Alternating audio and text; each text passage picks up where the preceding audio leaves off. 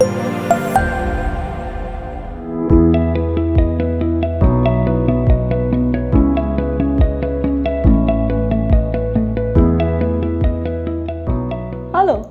please welcome Alex Mathew or my other drag queen to QueerTWENTY, the cohort of 2021. He is an actor, singer, LGBTQIA influencer, professional host, and MC. Thank you so much for joining us today. Thank you so much, Rahi. I'm so happy to be part of QueerTWENTY. It's an honor. And yeah, let's just get on with it. Absolutely. So, right at the forefront, let's begin with how difficult was it for you to come out to the world, and what was the support system like at that point? I came out in October 2014, and it wasn't rosy for me. I come from a conservative Malayali Christian family, and everybody was like, this is beyond being normal, and we don't identify with this. And I had till date, I have relatives actually telling me that I should visit a counselor, I should actually get some help. But what mattered to me was how my parents reacted to it, and how my close friends reacted to it. That is what mattered to me. So parents actually, it was like a double-edged sword for them. They came to know that I'm coming out of the closet as a queer man, cis queer man, and at the same time they were kind of little dazzled, or like kind of like what is drag queen all about, so that's why they were in confusion.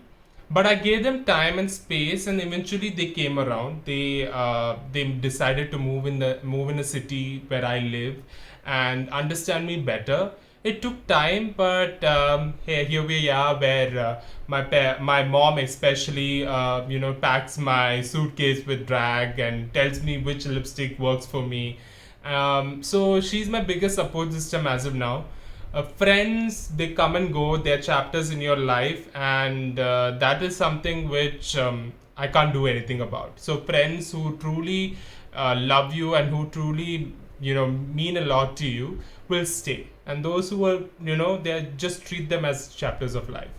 So that is my support system as of now. It is honestly so nice to hear about the bond that you have with your mother. So like it was not, usually people in movies, they show how everybody's very close, and then suddenly there's a fight, and then when you try to make it up, the parents easily they melt, and So there was something which my mom said, even though she was not fully accepting me. She said, see, whatever you are, whoever you are my son, and I love you. And that is something which hit me really hard. And after that I was like, hey, you know what, she will come to terms with who I am soon, so let her take her own sweet time. And we have that bond. And she's the one who actually introduced me to drag as an art form, like showing me movies like Mrs. Dartfire, and movies like Chachi Chasubis and Avai Shanmugai. So my world of drag was through my mother, basically. And is that how your interest grew and developed and became such an integral part of your life? Yeah, so when I was in school, I really wanted to do something creative, and I never got the chance to do it. And that is when I came across this fancy dress competition, where I was like, okay, let me do something. And we have this Bollywood movie known as Bhool Bhulaiya, where Vidya Balan acts as Manjulika. So we have the same thing. The movie that was actually made called as Manichitratar in Malayalam, and Shobana acted as Nagwali. So I wanted to dress up as Nagwali in school fancy dress competition. And with the help of my classmates and friends, I did the whole get up in Bharatanatyam costume, and I went and lip synced on stage and did the whole dialogue. And to my, I was very overwhelmed to find out that I won the first prize, for fancy dress competition. It was a sign from the universe saying that this is your thing. But you know how it is with society and with family telling you to actually focus on your studies. I did my BCom, MBA, then did my first job in Hyderabad, and then I came back to Bangalore. And in Bangalore, I got the chance to perform again as a drag queen. But before that, I was in theater, and in theater, people were like, you know, you've got this very feminine gait, and you have a very thick Malayali accent. So, you know, it's something which we don't want. And, you know, all of those, they were just rejecting me left, right, center. And that is when I came across this movie. Like, even though I saw Mrs. Doubtfire when I was young, I came across this movie, Mrs. Doubtfire, again. And I was like, if Robin Williams can do drag, I can do drag too. And that is when birth of Mayamma or Maya the drag queen happened. So, Alex, how integral is Maya to your identity? So people keep dividing masculinity and femininity, right? But everybody need to understand, this is scientifically proven that everyone has masculinity and femininity in them, irrespective of their gender. So for me, Maya and Alex are the same person, and we both function together. There is no difference. So that is how integral she is part of my life. So whenever I feel like, you know, being the feminine side, I dress up and put on makeup and be a drag queen. And when I just want to be masculine, I just be as Alex. Okay, so Alex, you seem to have a very good grasp of how integral Maya is to you. You are confident about it, you are upfront about it. But do you think that this confidence is only restricted to urban cities, and how do we make it more accessible in semi-urban or rural areas? So, to be honest, drag has been there for centuries altogether. Just that it was never called as drag as an art form. It was there in these traditional art forms. Like, for example, if I'm coming from Kerala, we had Kathakali where men were only allowed to perform, where women were not allowed to perform in Kathakali. So men used to don roles of goddesses and different characters, female characters, and play. So if I have to come to, versus urban areas versus rural areas, there are ways where people can express themselves, you know, as if they're feminine, if they're connected to their feminine self. They can actually go into these traditional art forms and do it. Because whenever I used to go for all these TED Talks, like that is in Delhi to Ahmedabad to Roorkee, I used to have people actually coming to me and say, but this is not new. This is there in our village, or this is there in our town. You know, it's in part and parcel of our art form. So it's not new, but just that, like how I am putting it as an art form, that is something new.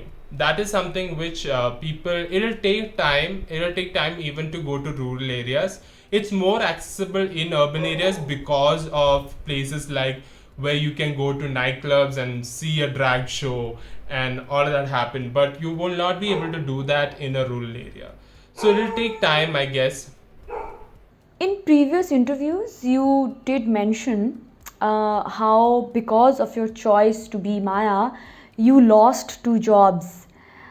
What gave you the strength and the resolve to face that kind of whiplash or resistance? To be honest, it is actually the community that actually got me to, to be who I am, or gave me the strength for being who I am. And that is something which I will always look back. You know, like there were times when I say I'm going to quit Maya. Like, you know, I can't look after 2 people at the same time. That's how I responded. So people are like, no, hold on, we will find a job for you, or you know, this. Why don't you go and work in an NGO? So that is how it worked. There were people around me who were ready to give me the support that is required. Right now, I'm kind of like, I think I have my mother with me, and I've figured a way how to hustle, especially on online circles. So that is something which I'm really grateful that I'm able to like count on a lot of people. like how I said, these are the support group that I have around Maya. It takes a village to make a drag queen. It does not take one person alone. It takes a village to make a drag queen. No, honestly, technology has been playing such a huge role. There are communities forming online, there are people who are being able to share their stories, and just knowing that I am not alone. Rahi, you're completely right, because when I came out, or when I was figuring out myself, technology was not advanced back then. Also, social media was not so advanced, and I was thinking I'm all alone. Are there people like me? And then slowly I get to know there is a famous drag queen in United Kingdom. There is a famous drag queen in USA called as RuPaul, and then the reality show called as RuPaul's Drag Race. So I was like, hey, I mean, if there is a big a family of drag queens and drag kings, I'm pretty sure I can figure myself out in this world. Alex, you absolutely can, and you have all our love and support. Thank you. So, going back to the unfortunate time that you had, do you think today, right now, do you believe the same organization will behave differently towards you? So that's a very good question, because I would say the person who rejected me. So I went for an interview to an NGO basically, and this is a well-known NGO in North India. They actually said, "Oh, you won't excel in this job." Not looking at my skill set, but looking at, "Oh, you will be hurt when you are performing the duties of this job, because you are a drag queen, you are a queer man, you will be hurt." And I'm like, that is an unfair judgment. So I think after I worked for them for 3 months, they kicked me out.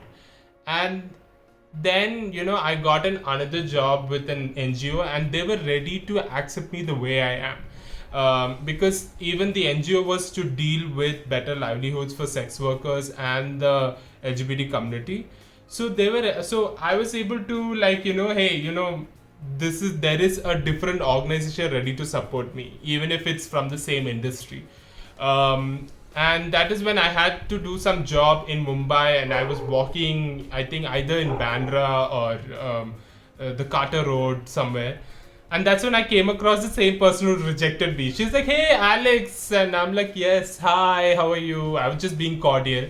And she said, "Oh, so what are you up to these days?" I said, "I'm working with this organization, and they're an NGO, and they're ready to support me the way I am." So I got my way of revenge. So I give it back to her. So there are organizations that just do it for the sake of inclusivity, or just for the sake of, "Oh, let's go in with the trend," or pink washing basically. So that is something which I don't agree with. I'm like, if you genuinely really want to support us, it can be shown. I've seen organization where genuinity is really shown, and I can see when people are just like, "Arey, karega yaar," like it's just 1 month thingy, let's just do it off, let's just call some famous person and get it done with. That is how they deal with it. So Talking about, well, from going from outside to within the queer community, how inclusive do you think the queer community is? Do you believe that women and people from backward castes, ethnicities, and lower economic backgrounds actually have fair representation? So I'm going to be very honest and very candid here. It was before Section 377, before the repeal of Section 377, the whole community stood hands together and said, "This is, like, no, we should actually fight against this, law, and we are being treated criminals," and all of that. Post Section 377, I saw there were fractures within the community, whether be it with caste, be it with religion, be it with just masculinity and femininity. I still have people posting stuff about how the gay, toxic, masculine gay men are still propagating the fact that they will not make cross-dressers, trans women, or effeminate gay men enter parties. So it's a lot of fractured ways that I can see, but at the same time, I know for the fact that there are certain communities where I'm pretty sure if there is a certain set of drag queens in, say, example Delhi, they will stand together and they will still hold hands together and support each other, be it on tokenism, be it on abuse on each other, be it physical or emotional abuse. And that is something which is very beautiful to see, because I'm like, okay, hey, you know what, they are standing together and they're standing for the right thing. But we have a long way to go. There is a long way to be actually inclusive. I can just say a lie and say that, hey, it is inclusive. We have this, we have pride, we have that, all of that. But I'm being candid and I'm being truthful. We still have a long way to go. We have so many things to achieve, be it marriage equality, be it insurance for same sex partners, adoption, and so many other things, like basic civil rights for the LGBT community. So there's a long way to go, and we have to achieve that first by being strong together inside. You are verified on Instagram, so clearly you do play an important role. But what is the typical response to your unique social media presence? And how do you cope with, I'm guessing, the anxiety that is often associated with being an influencer? So it's not a what do you say? It's a lot of hard work to see me as verified, because Sika, I don't know if you know them. They're known as Alok Ved Menon. Have you heard of Alok Ved Menon? So Alok came to India and they were the opening act in Bangalore. So I was the opening act for them in Bangalore. And I got the chance to meet them personally and I say, hey, can you give me some advice? And they told me, Maya, you should understand that you are first a South Indian, you are a Malayali, you're brown, you are a queer, and you're a drag queen. So you are going to have all these identities where people are just not going to accept you easily.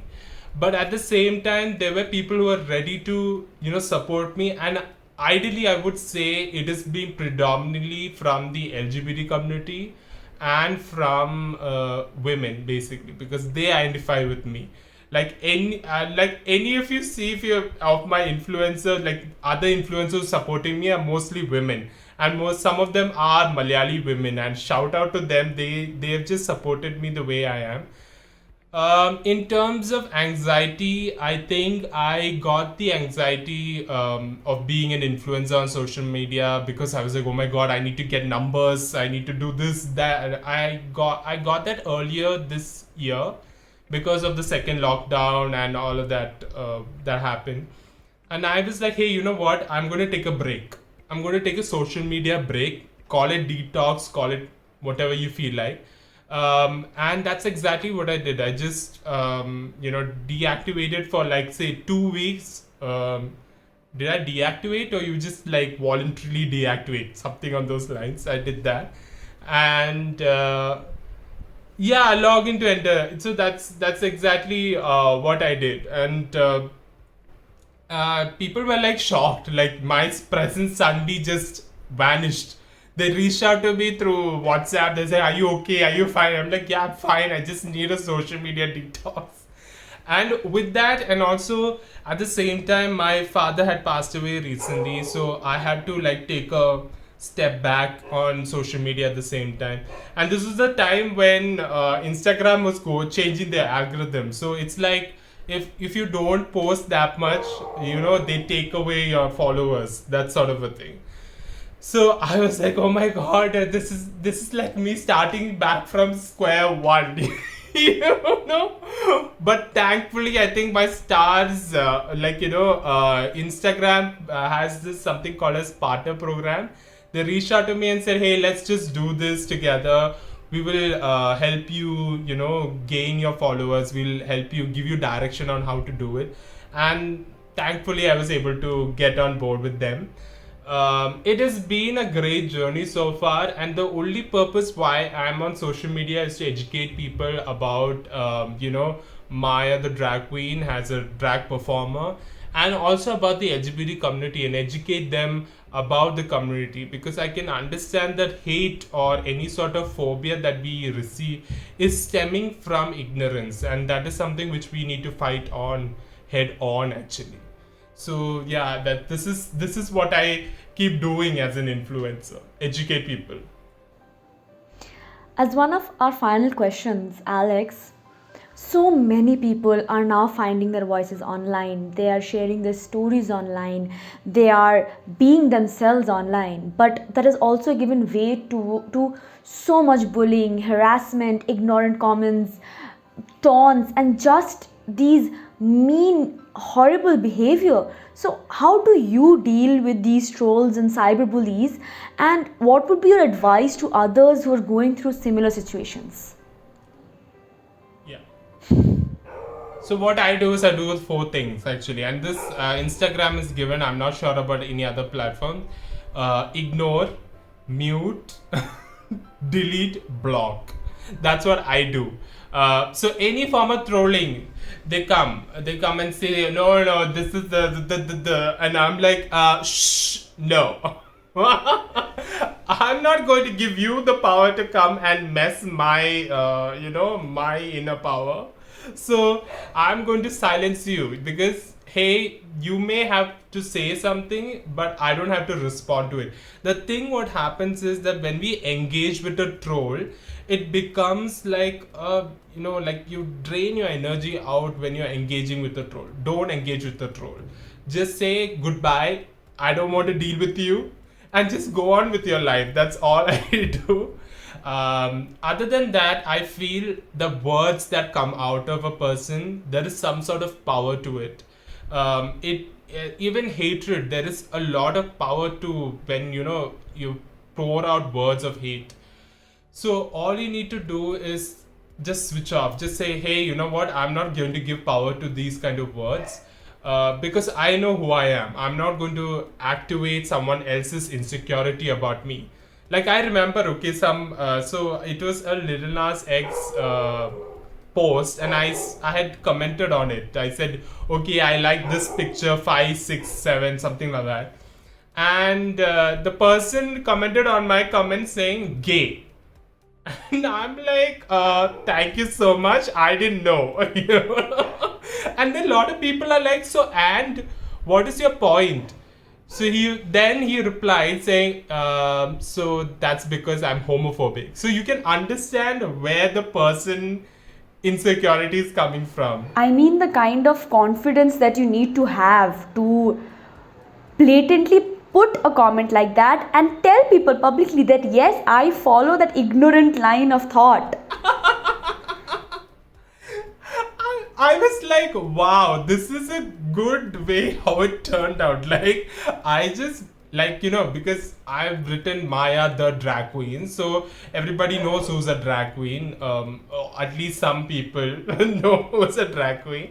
So they immediately say gay. And I'm like, you think I get offended by just the word gay? I'm like, listen, my grandmother has called me lesbian.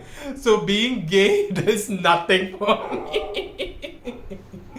Yeah.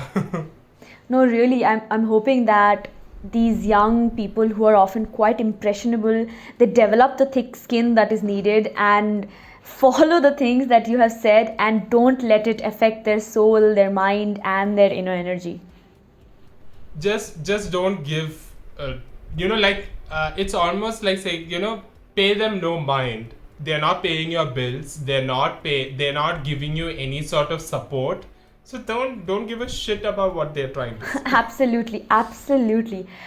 On that piece of golden advice, thank you so much, Alex. Thank you for being a part of QueerTWENTY, the cohort of Thank you so 2021. much. Thank you so much for this opportunity.